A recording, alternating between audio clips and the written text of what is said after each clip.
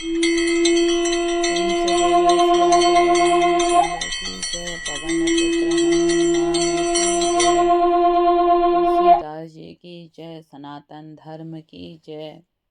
धर्म दर्पण के सभी प्रेमियों को आज मैं एक भरत और जनक जी का वो संवाद सुनाने जा रही हूँ। जब उससे पहले मैं भरत और राम के चित्रकूट के संवाद जो दोनों के बीच में हुए थे उसके बारे में आप लोगों को बताऊंगी। रोज इसमें मैं रामचरितमानस का मूल पाठ लेकर आती हूँ। आज मैं आप लोगों के लिए रामचरितमानस का मूल पाठ न लाकर भरत और राम का वो संवाद जब भरत राम को अयोध्या वापस लेने के लिए चित्रकूट गए उस समय का संवाद मैं आपको बताती हूँ। राजा दशरथ के देहांत के बाद भरत को जब यह ज्ञात होता है कि कैकेयी के कारण राम वनवास गए तो वह व्याकुल हो उठते हैं और वह राम को वन से वापस लाने के लिए नंदीग्राम से चित्रकूट तक जाते हैं। यहाँ दोनों भाइयों के बीच एक गहन संवाद होता है जो त्याग, धर्म और मर्यादा और स्नेह का संवाद है। तो चित्रकूट की एक गुफा श्री राम कंदमूल फल लेकर लौटते हैं। लक्ष्मण आसपास ध्यान लगाए हैं, तभी भरत का आगमन होता है। भरत दौड़कर राम के चरणों में गिर जाते हैं और राम उन्हें उठाकर हृदय से लगाते हैं। भरत आंखों में अश्रु कंपित स्वर में कहते हैं, राम, क्या मेरा अपराध इतना बड़ा था कि आप मुझे बिना बताए वन चले आए? पिताश्री दशरथ की आत्मा आज भी आपको पुकार रही है।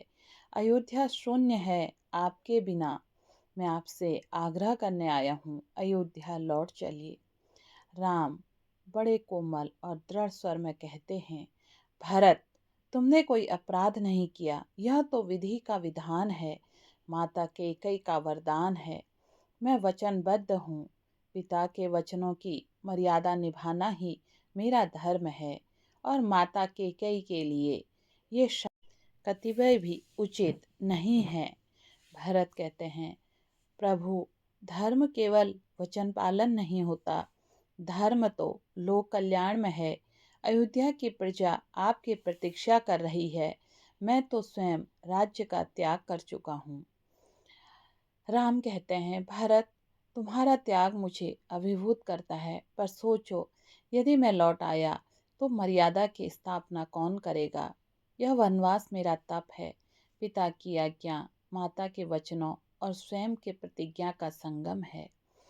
तो अगर हम देखें यहाँ पर भरत का त्याग और समर्पण, राम और धर्म और मर्यादा पर अडिग रहना, उनका भ्रातृ प्रेम आदर्श राजधर्म का प्रतीकात्मक संवाद है।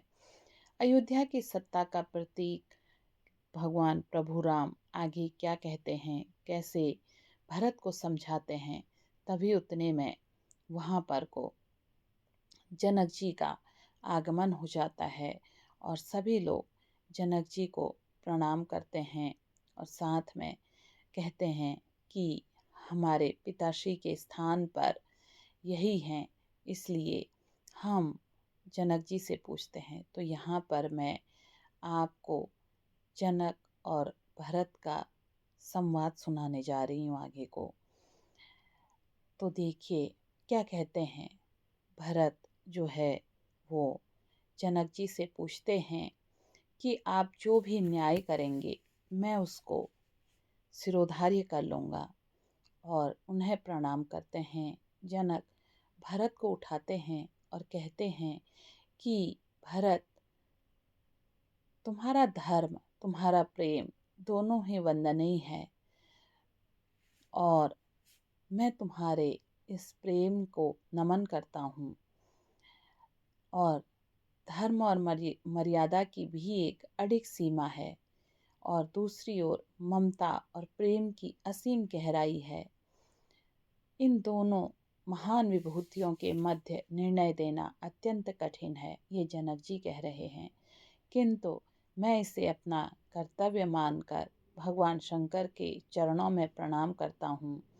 और राम, मैं तुमसे अनुग्रह करता हूँ, इस प्रेम की आग में तप रहे इस भक्त को तुम अवश्य दिशा दिखाना। फिर जनक जी कहते हैं, हे भरत, इस समय देवता भी तुम्हारे त्याग और प्रेम की वंदना कर रहे हैं। धर्म वह शक्ति है जिसके सहारे यह धरती स्थिर है, परंतु प्रेम प्रेम वह दिव्य शक्ति है जिस पर किसी नियम का बंधन नहीं चलता। जब प्रेम अनन्य भक्ति का रूप ले लेता है तो स्वयं भगवान भी सृष्टि के सारे नियमों को तोड़कर उस भक्ति के आगे नतमस्तक हो जाते हैं। इसके आगे कहते हैं कि जब जनक जी उन्हें समझाते हैं और कहते हैं, इसलिए मुझे विश्वास है कि आप धर्म की रक्षा करोगे, तो आगे को बोलते हैं, प्रभु राम, आपके जो ममता है, आपकी जो प्रेम है, उन दोनों को वो समझकर आपको सही निर्णय देंगे। शास्त्रों के अनुसार तीनों लोक में आपके प्रेम से बड़ा कुछ भी नहीं, और इसी प्रेम से हम सब बंधे हुए हैं। परंतु प्रेम एक ऐसी दिव्य नीति है जिस पर किसी धन का बंधन नहीं।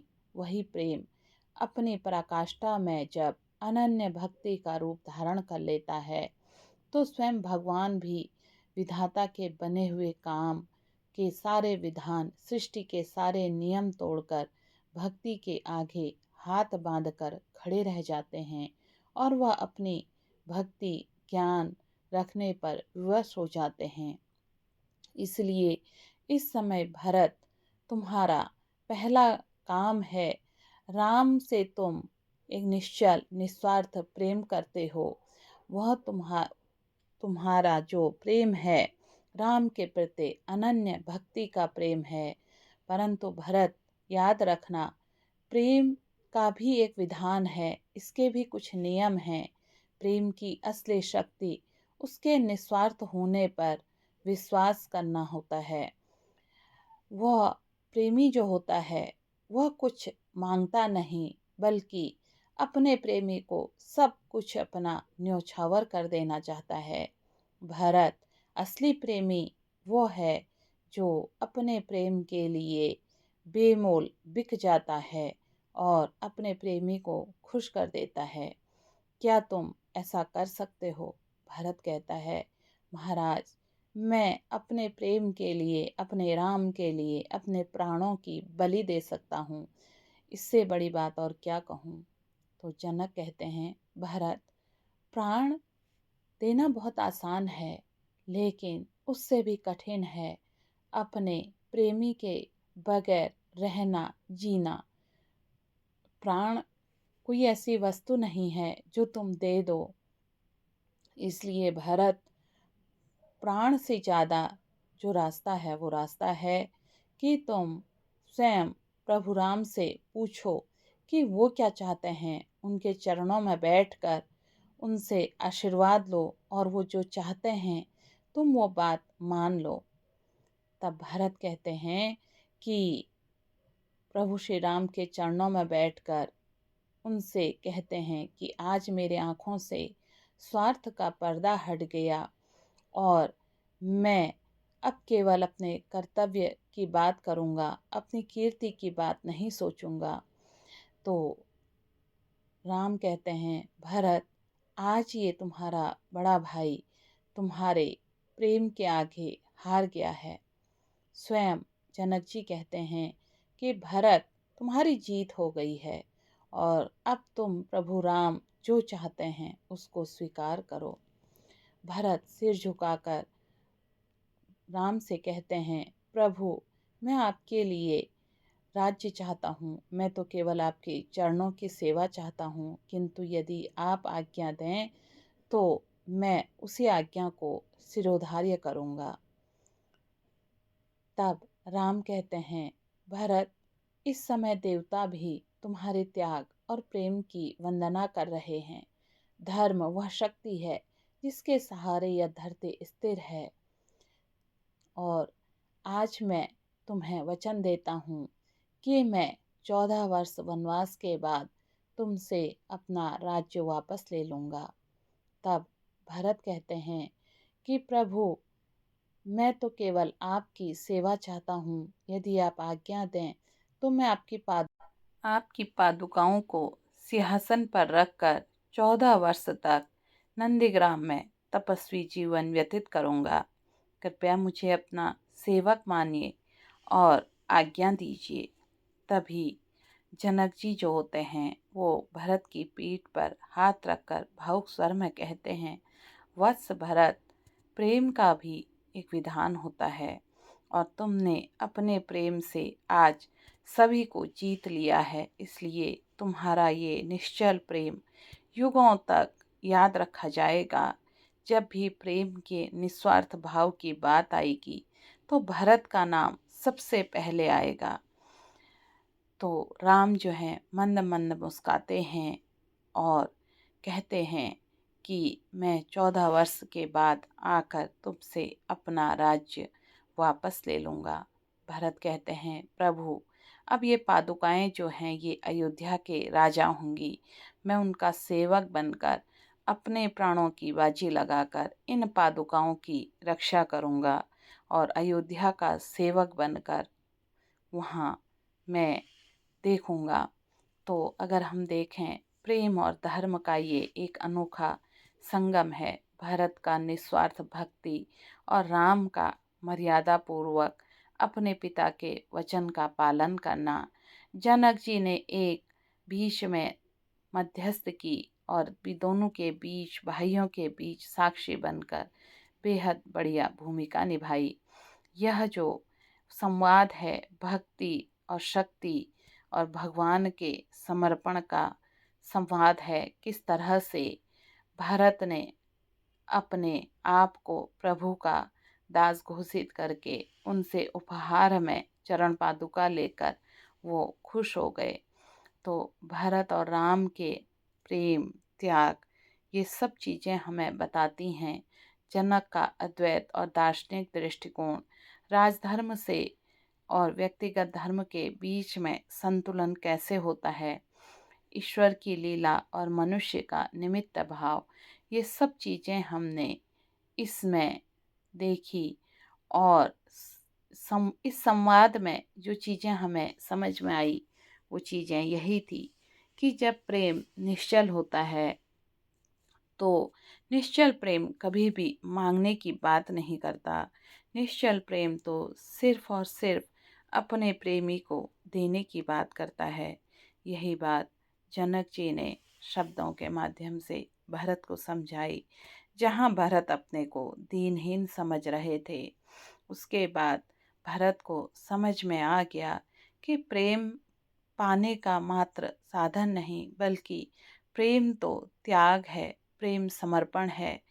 प्रेम व्यक्ति को वहाँ तक पहुँचा देता है जहाँ तक व्यक्ति सोच भी नहीं पाता है। प्रेम ही वह दर्शन है, प्रेम ही वह शक्ति है जो आपको ईश्वर से साक्षात्कार करा देती है। अगर हम यही प्रेम प्रभु राम से करने लगें तो प्रभु राम भी हमें वो सब चीज़ प्राप्त करवा देते हैं जिसकी हमारे मन में चाह रहती है। इसलिए अगर जीवन में प्रेम करना है, निश्चल निस्वार्थ प्रेम करना है, तो प्रभु राम से प्रेम करो। वो इस जीवन में हमें उबार देंगे और हमें अपने चरणों में स्थान देंगे, जीवन की समस्याओं से मुक्त करेंगे। एक बार सभी लोग प्रेम से बोलिए, सियावर रामचंद्र की जय, पवन पुत्र हनुमान की जय।